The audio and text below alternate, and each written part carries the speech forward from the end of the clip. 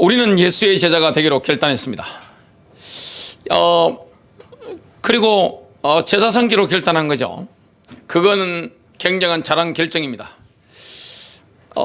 지금 기독교 세계의 문제가 무엇입니까? 재정 비리가 아니에요.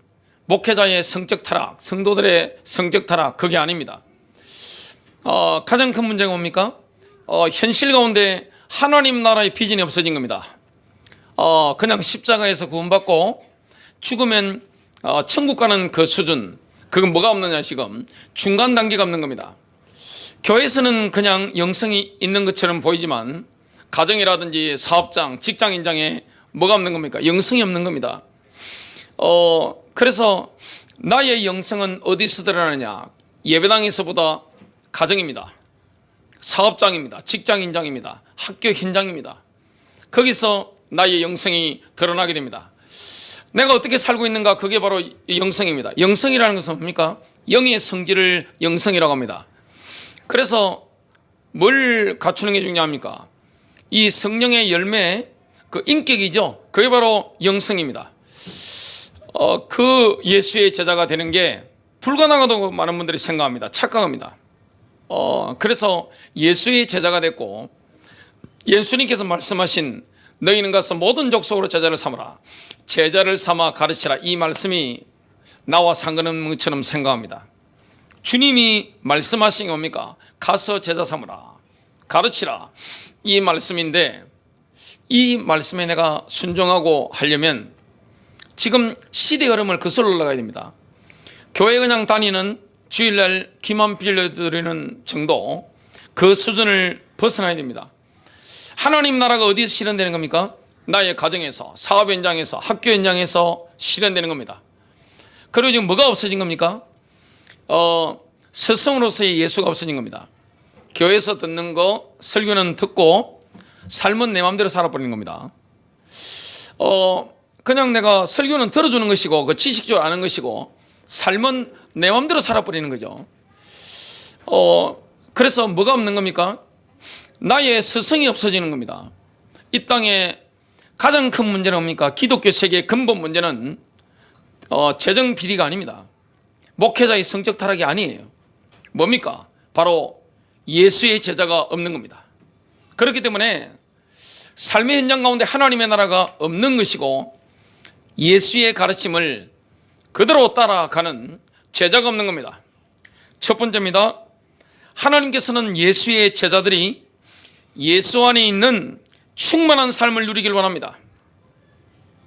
여러분, 예수 안에 있는 기독교 영성의 충만한 삶, 이걸 소유한다는 건 굉장한 거죠. 여러분, 이 기독교 영성은 굉장히 충만한 겁니다. 엄청나게 충만한 겁니다. 행복한 인생을 살아가게 됩니다. 시편 1편을 보면 어떻게 하면 행복하게 사는가 쫙 나옵니다. 산상수훈 메시지를 보면 특히 마태복음 5장, 6장, 7장, 저는 새벽기도 나올 때마다 유튜브에 틀고 나오는 게 있습니다. 항상 대부분 그걸 들으면서 옵니다. 주로 차인표시 목소리가 새벽마다 나와요. 그게 뭐냐? 드라마 성경 마태복음 5장, 6장, 7장, 그걸 집에서 운전해서 새벽기도 오면서 날마다 제가 반복해서 듣습니다. 어떻게 하면 인생의 풍성함, 충만함, 그 승리하신 그 주님처럼 내가 살아갈 것인가? 그게 산상수훈이에요. 그대로 나와 있습니다. 주님이 우리를 고생시키려고 부른 게 아닙니다. 내가 너희를 부른 것은 너희와 함께 있기 위함이요, 예수의 제자가 된다는 것은 엄청난 영광이죠. 굉장한 충만한 인생이 그 속에 들어가 있는 겁니다. 그래서 산상수훈을 통해 가르치신 그 말씀에 순종하는 제자는 절대 무너지지 않는 반석 위에 인생을 짓게 됩니다. 내가 모래 위에 지었느냐 아니면 반석 위에 집을 지었느냐 평소에 모릅니다. 어려움이 오면 압니다. 이스라엘은 건기우기가 확실하죠. 그러니까 건기에 가보면 그냥 골짜기예요. 근데 우기는 보면 비가 막 쏟아지기 때문에 그 강이 됩니다. 만일 그 우기에 그 와디 안에 반세기의 집을 지으면 괜찮지만 모리의 집을 지었다 어떻게 됩니까? 쓸려버리는 겁니다. 주님이 뭐라고 말씀합니까? 마태복음 7장 24절 25절입니다. 그러므로 누구든지 나의 이 말을 듣고 행하는 자는 그 집을 반세기에 지은 지혜로운 사람 같으리니 비가 내리고 창수가 나고 바람이 불어 그 집에 부딪히되 무너지지 아니하느니 이는 주추를 반세기에 놓은 까닭이요. 예수님의 그 말씀에 순종하면 인생이 풍성해집니다. 내 안에 하나님의 나라 임하는 걸 경험하게 되고요. 가정 안에 임하는 걸 하나님 나라 경험하게 되고요. 사업장이나 직장인장에 임하시는 하나님의 나라를 경험하게 됩니다. 그 옛날에 제가 부끄러운 얘기를 좀 한다면, 제가 원래 비난을 참 많이 했습니다. 비난. 집사람 비난하고, 자녀들 막 비난하고. 그러니까, 우리 큰아들이 어릴 때인데, 싸지죠 막 그러더라고요. 싸운 게 아니고 그냥 대화인데 이 생각을 했습니다. 근데 알고 보니까, 저도 막 하니까 또 상대편에서 탁구공 이렇게 난리쳐. 딱 치고 저도 딱 치고 딱 치고. 그러니까 집안의 공기가 어떻게 됩니까? 안 좋죠. 회개하고 그걸 바꾼 겁니다. 삶 가운데 예수의 제자로 살아야 되는데 예수의 제자로 살지 못하면 어떻게 됩니까? 삶이 피폐해져요. 집안의 공기라든지 회사 공기라든지. 회사 같은 데 제가 예배 인도로 가보면 전혀 예배 인도할 분위기가 안 돼 있는 회사들이 있습니다. 회사 딱 들어가면 그 영적인 기운을 느끼잖아요. 그리고 그 회사에서 어떤 대화들이 오갔는지 느낀단 말이죠. 그걸 왜 못 느낍니까? 인간은 영적인 존재인데 이 말이 회사 안에 떠돌아다닌단 말이죠. 저희 처가에서는 옛날에 장인어른께서는 생선을 좋아하시답니다. 그런데 다 그 집은 여인천하기 때문에 이게 옷에 뭐 생선 비린내가 묻는다든지 머리카락에 생선 비린내가 이렇게 붙는다든지 그런 걸 안 좋아하시기 때문에 생선을 잡고 싶으실 때 장인어른께서 베란다로 나가셔가지고 조용히 구워서 잡수다는 그 일화를 제가 아내로부터 들었는데 만약 집안에서 고등어나 생선을 구웠다 어떻게 됩니까? 온 집안에 가보면 비린내죠. 교회 갔다 왔다가 집에 가가지고 막 갖다 발라버리고 막 해버리면 어떻게 됩니까? 저 같은 사람이 이거 딱 들어가면 집안에 뭘 느끼죠? 공기가 이상한 걸 느낍니다. 뭐가 있죠? 생선 비린내가 묻어있는 것처럼 온 집안이 어두워요. 엄청 비린내 많습니다. 제가 그런 데 가면 신방을 가거나 아니면 사업장 가서 예배드릴 때 큰일 났네 이 생각을 제가 하고 인격이 있으니까 표현은 못 하잖아요. 항상 부르는 게 뭐냐? 보혈 찬송이었습니다.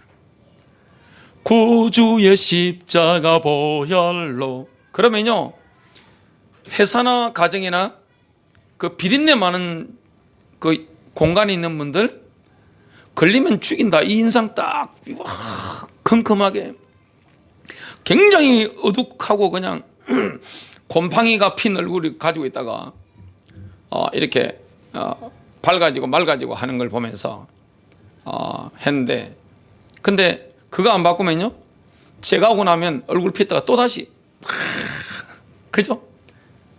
그러면 그 집안이 어떻게 되겠습니까? 그 사업장이 어떻게 되겠어요? 대화의 현장이 어떻게 되겠습니까? 얼마나 어둡고 눅눅하고 침침하고 캄캄하게 되겠습니까? 완전히 눌려버리는 겁니다. 근데 예수님의 말씀에 순종하면 어떻게 됩니까? 누가 나에게 욕을 하더라도 축복합니다. 제 딸이 그러더라고요. 아빠는 신앙 때문에 상대방이 곡해해서 틀린 말을 하는데도 욕을 안 한다 그러는 거예요. 어떻게 그 사람들한테 그렇게 축복할 수 있냐는 거예요. 제가 누구한테 배웠겠어요? 예수님한테 배운 겁니다. 그걸 그렇게 제가 예수께서 주신 그 말씀대로 살아보니까 너무 인생이 풍성한 거예요. 제 심령이 하나님 나라 임하고 가정이 변화되고 현장이 변화되는 것을 경험했습니다. 그리고 삶 가운데 뭘 경험하게 되느냐? 하나님의 나라입니다. 행복하죠. 굉장히 행복한 거예요. 여러분, 예수 믿는 것은 하나님의 나라인데 샬롬이 있는 인생, 그리고 기쁨이 넘치는 인생. 예수를 믿는 인생은 삶 가운데서 유머가 있죠. 기쁨이 있습니다. 굉장한 충만함이 있는 인생. 왜냐? 예수님의 그 말씀을 내가 순종하며 따라가기 때문에 그렇습니다. 반세기의 집을 짓는 인생, 절대 무너지지 않는, 흔들리지 않는 인생, 웬만한 지진이 나더라도 흔들리지 않는 견고한 인생, 충만한 인생, 이게 바로 기독교 영성의 충만한 삶입니다. 이걸 우리가 소유하기를 원하는 거예요. 그게 하나님의 소원입니다. 예수의 제자는 충만함을 가지고 있는 겁니다. 얼마나 감사합니까? 갈급함이 없는 거예요. 굉장한 충만한 인생. 이게 안 되면 어떻게 됩니까? 주님의 말씀을 따라가는 삶, 내 실생활 가운데서 하나님 나라 없이 세상 사람들처럼 사는 삶이 되면 어떻게 됩니까? 늘 은혜 받기 위해서 몸부림치립니다. 그리고 예배당에 왔거나 온라인에서 접속해서 은혜 받더라도 또다시 다 쏟아버리고 그 다음에 얼마나 헤매는지 몰라요. 정말 주님이 원하시는 길은 뭡니까? 너희는 말씀을 행하는 자가 되고 듣기만 하여 자신을 속이는 자가 되지 말라. 이 말씀대로 사라지면 인생이 견고하게 됩니다. 그런데 듣기만 하는 것은 뭡니까? 자기를 속이는 거예요. 주님의 말씀에 순종하는 제자는 날마다 풍성한 삶, 충만한 삶을 경험하게 됩니다. 우리는 고독한 삶, 그리고 두려움과 불안한 삶을 벗어나게 됩니다. 언제나 평안과 기쁨이 넘치는 그 삶을 경험하게 됩니다. 탐욕을 부리거나 시기하거나 분노하는 삶을 벗어나게 됩니다. 이웃을 내 몸처럼 사랑하는 삶을 살게 됩니다. 이거는 과거에는 맛볼 수 없는 삶이에요. 예수의 제자가 현장 가운데서 발견하는, 누리는 그런 삶입니다.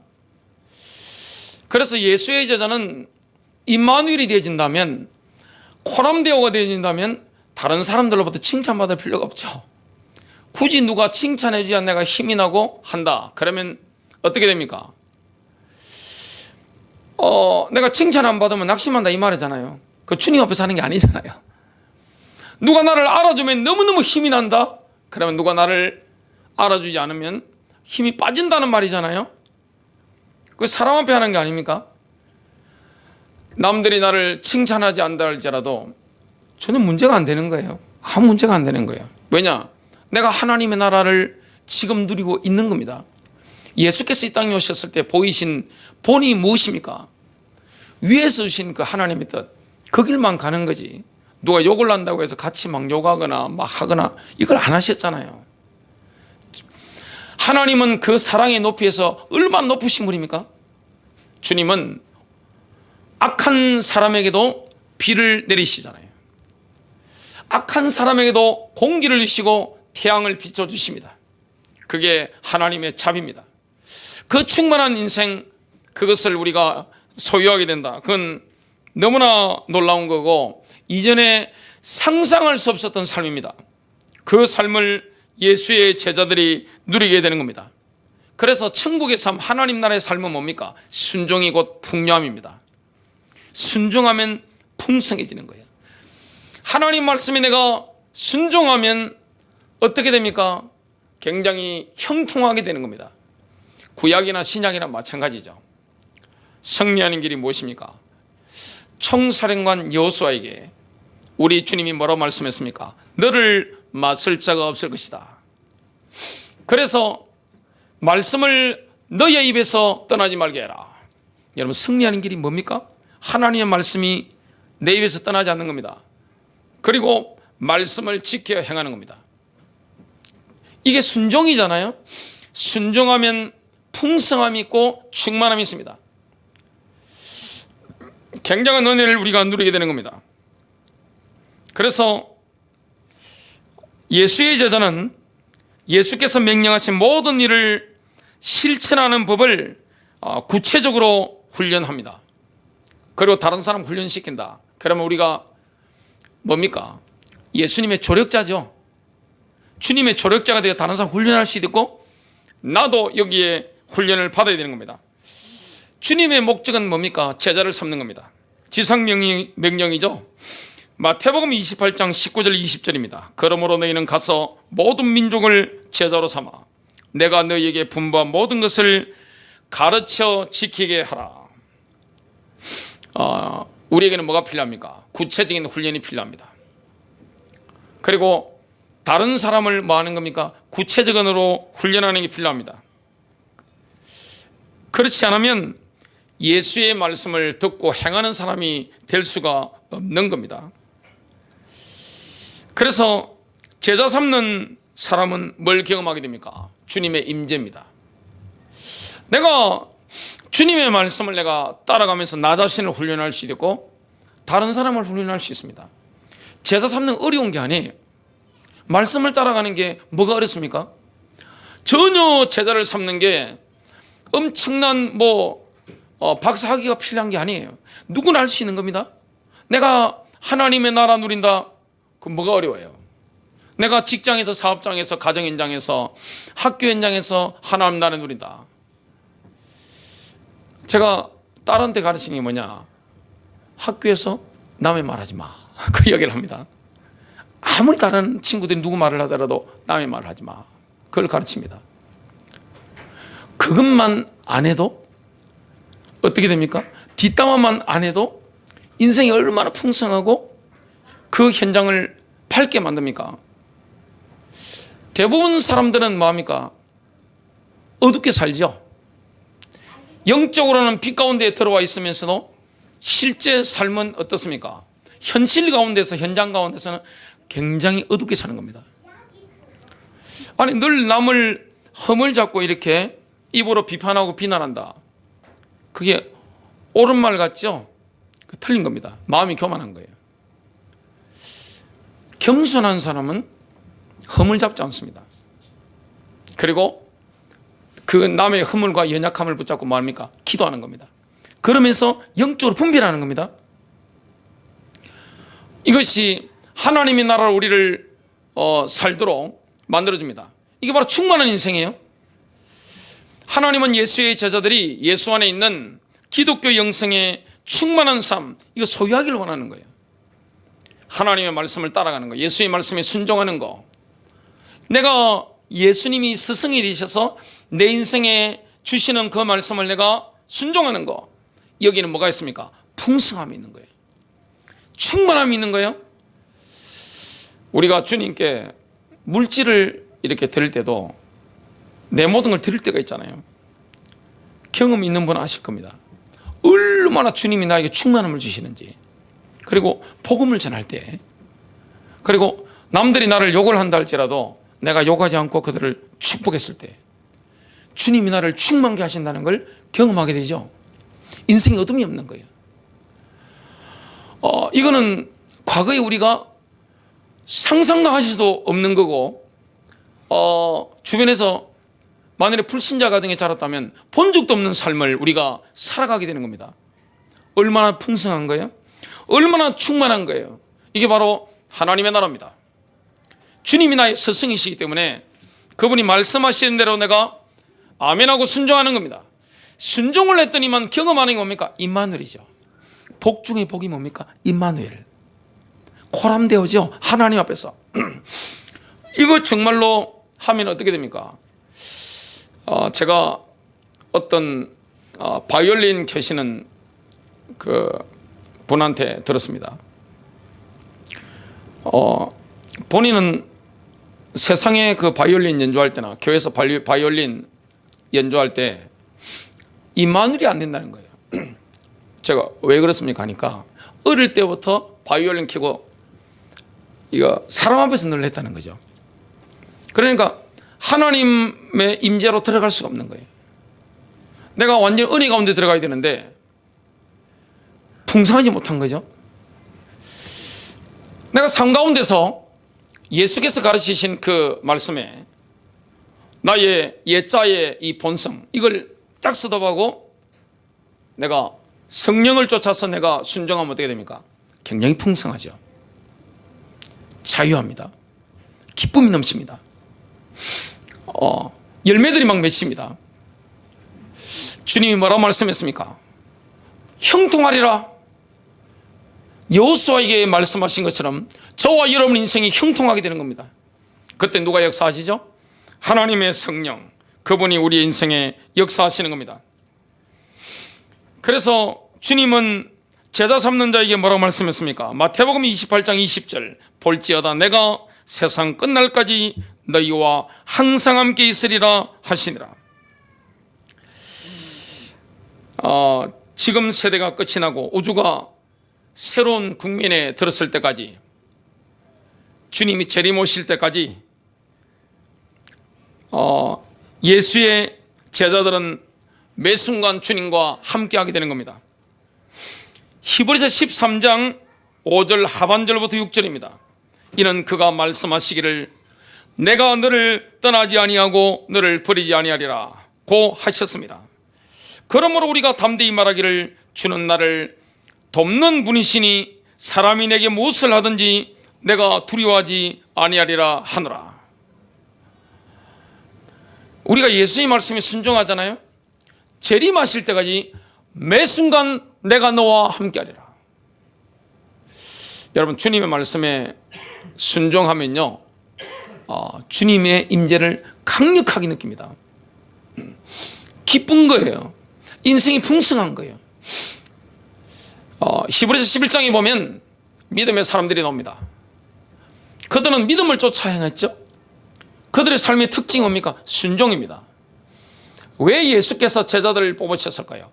12제자를 뽑으신 그 자질 중에 한 가지가 뭡니까? 그들의 자질은 뭘 잘했죠? 순종입니다. 아무리 아는 게 많고 똑똑하더라도 주님께 순종하지 않는다, 제자로는 아웃입니다. 그거는 하나님 나라에 필요한 존재가 아니기 때문에 아무리 조건이 좋고 매력적인 인물이라 할지라도 예수님은 그들을 제자로 받아들이지 않은 겁니다. 순종하는 사람, 내 혼적인 판단으로는 맞아 보이지 않는다 할지라도 내가 그 말씀에 순종할 때 승리하게 되는 겁니다. 두 번째입니다. 무엇을 어떻게 하면 예수의 사람들을, 그리스도를 빼닮은 제자로 훈련할 수 있습니까? 무엇을 어떻게 하면 예수를 닮기 위해서 나 자신을 훈련할 수 있습니까? 내가 훈련받아야 되는 거예요. 그리고 다른 사람을 내가 훈련할 수 있는 겁니다. 왜? 주님의 지상명령이니까. 그래서 제자 훈련의 목적이 뭡니까? 예수의 인격을 닮은 사람입니다. 자꾸 교회에서는 이때까지 우리가 제자 훈련 받은 거 보면 수료증 받으면 끝난 거죠. 단계별로 이렇게 수료증 받고, 근데 훈련을 많이 받을수록 인격이 변해야 되잖아요. 정말 예수를 닮고 성품이 바뀌어지고, 누가 나를 비난한다 할지라도 같이 욕하지 않고 축복할 수 있는 사람, 주님을 닮은 사람, 이런 쪽에 초점을 맞추지 않고 제자 훈련이 되기 때문에 현장 가운데 지금 기독교가 욕을 듣고 있는 겁니다. 지금 기독교의 위기는 재정 비리가 아니라니까요. 성적 타락이 아니에요. 그리고 수많은 사람들이 음란물 보는 이게 아니에요. 뭡니까? 예수의 제자가 없는 거예요. 현장에서 임마누엘을 누리는 사람, 가정생활 가운데, 사업장이나 직장생활 가운데, 학교 생활 가운데 하나님 나라가 없잖아요.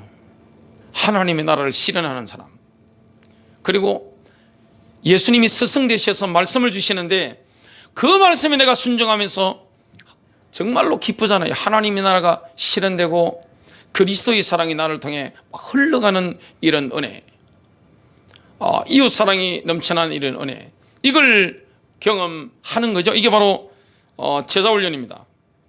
그래서 예수께서 명령하신 모든 것을 지키도록 가르치는 것은 단순한 정보 전달 차원의 문제가 아닙니다. 지식 전달이 제자 훈련이 아니에요. 많은 분들이 착각하고 있는 거예요. 자꾸만 지식을 전달하려고 하는 거예요. 교회에서 훈련 잘못 받아버리면 굉장히 왜곡된 제자 훈련을 합니다. 자꾸 사람을 쪼오게 됩니다. 제가 제 딸하고 막내 딸하고 걸어 다닐 때가 많습니다. 거의 매일 지금 걷고 있네 보니까. 오늘 허리를 이렇게 만져보니까 제가 허리가 좀 줄어든 거예요. 딸하고 그래가 좀 제가 이익을 많이 보고 있습니다. 근데 같이 걸으면 누가 말을 많이 할까요? 95% 이상은 딸이 이야기 다 합니다. 저는 그냥 들어줍니다. 그랬어. 그랬어. 그래 넘어갑니다. 뭐만 주느냐? 솔루션만 제공합니다. 답만 딱 줍니다. 간단하게. 제자 훈련이라는 것은 지식 전달이 아니에요. 정보 전달이 아니에요. 대부분의 사람들은요, 정보에 대해서, 지식에 대해서는 해박합니다. 도그마, 교리에 대해서는 해박하게 알고 있습니다. 모르는 게 아니란 말이죠. 수도권이라든지 미국 같은 대한민국에서는 다 교회 다녀봤잖아요. 그리고 교회를 다니지 않더라도 기독교의 교리에 대해서는 다 알고 있습니다. 지식에 대해서 알고 있습니다. 그런 분들에게 정보 전달, 지식 전달만 하는 것은 제자 훈련이 될 수가 없는 거죠. 대부분 사람들은 자신이 아는 정보를 믿기를 원합니다. 근데 아직 제대로 그 정보, 그 교리를 이해를 제대로 못한 거죠. 예를 든다면 누구를 예를 들 수 있습니까? 베드로죠. 사람들이 나를 누구라 하느냐? 그러니까 뭐 이렇습니다 하니까, 그러면 너희는 나를 누구라 하느냐? 시몬 베드로가 대답했죠. 주는 그리스도시요 살아계신 하나님의 아들이시니다. 예수님께서 감동을 받으시고 바요나 시몬아 내가 복이 있도다 하면서 쭉쭉쭉 말씀하시는데, 칭찬하시니까 우쭐해지잖아요. 갑자기 예수님께서 십자가를 말씀하시니까 베드로가 뭐랍니까? 안 됩니다. 인간적으로 돌변하는 거예요. 그러니까 예수님이 그 부드러운 그 예수께서 제자들 다 보고 있는데 베드로에게 공개적인 망신을 주신 겁니다. 사탄아 내 뒤로 물러가라. 너는 나를 넘어지게 하는 자로다. 베드로는 그리스도에 대한 걸 알고 있었지만 그 의미에 대해서 깊이 몰랐던 거죠.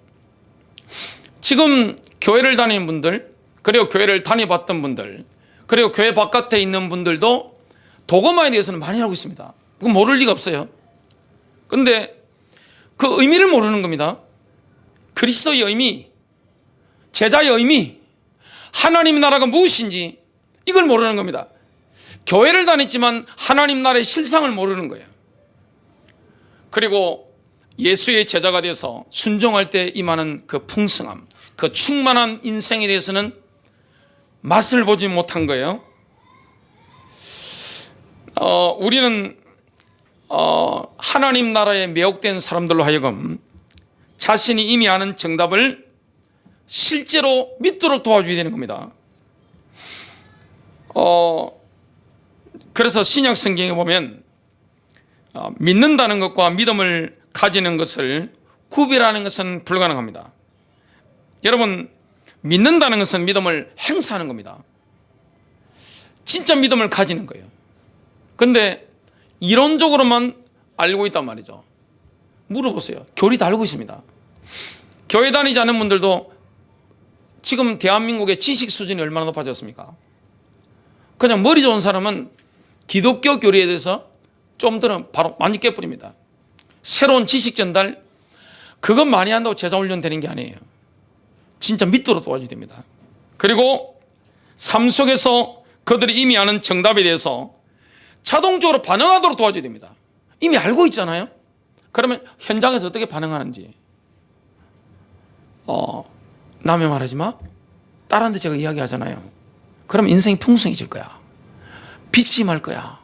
그 이야기 하잖아요. 다른 사람에 대해서 흠잡지 마. 약한 사람, 좀 부족한 사람이 있어도 흠잡지 마. 이런 이야기를 제가 해준단 말이죠. 알고 있는 정보에 대해서 반응하도록 도와주는 겁니다. 그럼 인생이 얼마나 풍성해지겠어요. 순종해 보니까 내가 이렇게 못 살 줄 알았는데 되는 거예요. 제가 자전거를 초등학교 한 3학년 때 배운 기억. 요즘은 자전거가 굉장히 어린이용 자전거 있지만 옛날에는 제가 초등학교 때, 그때 초등학교가 아니고 국민학교 때입니다. 저희 아버지께서 타시는 시장에 짐도 실을 수 있는 큰 쌀도 부대도 담을 수 있는 그 화물용 자전거가 있습니다. 그 어린아이가 어떻게 이게 끌고 갑니까? 근데 아버지께서 마음도 넓으시지 자전거 배워보라고 하시는 거예요. 아들을 얼마나 사랑하셨으면. 저희 아버지는 계산을 다 하신 거예요. 어린 아들이 그 화물용 자전거를 몰고 가면 자전거가 다 박살날 것이라는 거 알고 계시면서도 허용을 하신 거예요. 하다가 보니까 아버지께서 잡아주시고 막 하는데 어린이 자전거도 아니고 화물용이 얼마나 무거워요. 제가 중심도 잡을 줄 모르는데 근데 어느 순간에 넘어지다가 자전거도 막 부서지고 뭐 휘고 막 그런데 어느 날 되더라고요. 가르치면 됩니다. 여러분 안 된다고 생각하는 거예요? 하나님 나라의 인생은, 예수 믿는 인생은 굉장히 충만한 인생입니다. 왜 현실 가운데 충만함이 없어요? 왜 현실 생활 가운데 왜 풍요함이 없습니까? 하나님 말씀 순종하면 손해본다 생각합니다. 손해볼 수 있죠. 남이 나를 욕하는데, 그죠? 남이 나를 해하는데도 내가 그를 축복하고 한다. 순종하는 거예요. 그러면 내가 거기에 나 자신을 훈련하고 그 다음에 내가 훈련시키는 겁니다. 인생이 얼마나 풍성해집니까? 이게 안 되면요, 예배당 안에서만 영성이 있어 보이는데 삶 속에서 아무 기독교 영성이 없는 거예요. 예수를 빼닮은 제자가 없는 겁니다. 현장 가운데서 예수를 닮은 사람, 우리가 그리스도의 사신이잖아요. 예수님을 보려면 누구를 봐야 됩니까? 우리를 보는 겁니다. 멀리 갈 게 없어요. 직장 가보니까 성도님이 계시면 그게 바로 예수를 닮은 사람, 그게 바로 예수입니다. 작은 예수가 되도록 우리가 가르치고 나 자신을 스스로도 훈련할 수 있는 겁니다. 삼위일체에 대해서 교리를 누구나 알고 있죠? 불신자 다 알고 있습니다. 근데 그 삼위일체에 대해서 실제로 믿는다, 이건 다른 거죠. 우리가 구원받았는데 주님이 뭐라고 말씀했습니까? 여러분, 교회의 목적과 구원받은 목적이 뭡니까? 성삼위 하나님과의 교제하도록 주님이 우리를 부르신 겁니다. 교제잖아요. 교제가 얼마나 좋은 거예요. 교제는요 굉장히 좋은 겁니다. 오늘 점심 때 우리 교회 어떤 자매님이 사모님 너무 보고 싶어요 그러니까 병실에서 이렇게 찍어가지고 보내드리다고 하면서 저한테 이야기를 하더라고요. 만나면 얼마나 좋아요? 나를 그토록 사랑하시는 우리 주님, 나를 왜 생명과 주시고 모든 은사도 다 주시고 때를 따라 모든 응답을 다 주시는데 그 주님과 내가 교제한다? 얼마나 기뻐요. 조금 전에 목양실에 있으니까 우리 딸이 와가지고 아빠 기쁠 때나 슬플 때나 함께 가는 게 참 좋다 하면서 손을 갖다가 이렇게 막 만지잖아요. 여러분, 교제라는 게 얼마나 행복한 거예요. 우리 주님과 교제하는 거, 삼일체 주님과 교제하는 거, 이거 이론과 내가 실제로 내가 믿고 누리는 거, 이건 다른 거예요. 요한일서 1장 3절, 참으로 우리의 교제는 아버지와 함께하는 것이며 그분의 아들 그리스도 예수 그리스도와 함께하는 것이니라. 성령님을 통하여 아버지와 아들과 그리고 모든 믿는 자들은 함께 교제 속으로 들어가는 겁니다. 성령님을 통하여 아버지와 아들과 모든 믿는 자들이 교제 속으로 들어가는 겁니다. 이게 얼마나 감사한 거예요. 이걸 도구말은 누구나 알죠? 다 알고 있습니다. 세상의 불신자들 알고 있습니다.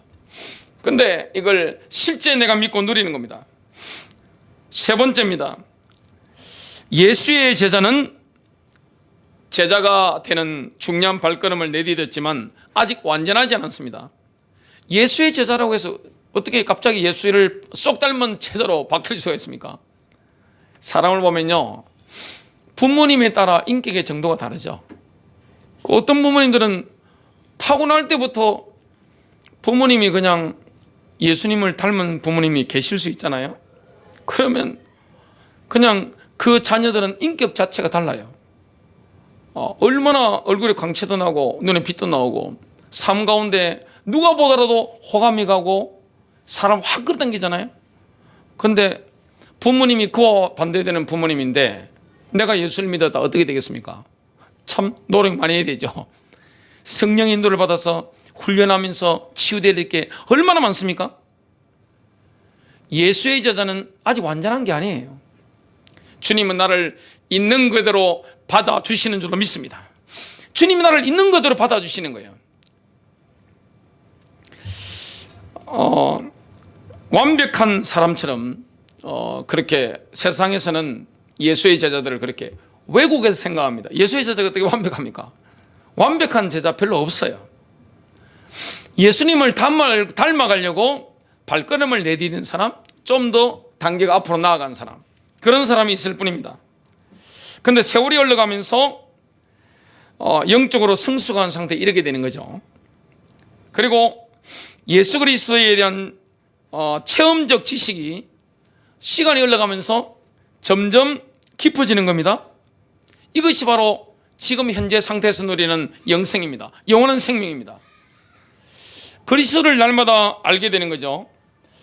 베드로서 3장 18절 오직 우리 주 곧 구주 예수 그리스도의 은혜와 그를 아는 지식에서 자라가라.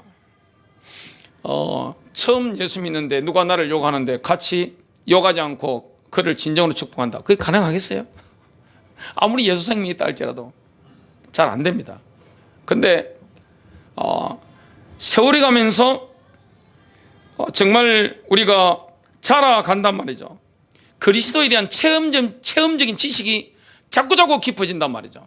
성숙도가 되어지면서 어떻게 됩니까? 온유하게 됩니다. 내 인생이 충만해지고 삶 가운데 하나님의 나라가 뭔지 사람들에게 보여주는 거예요. 봄이 납니다.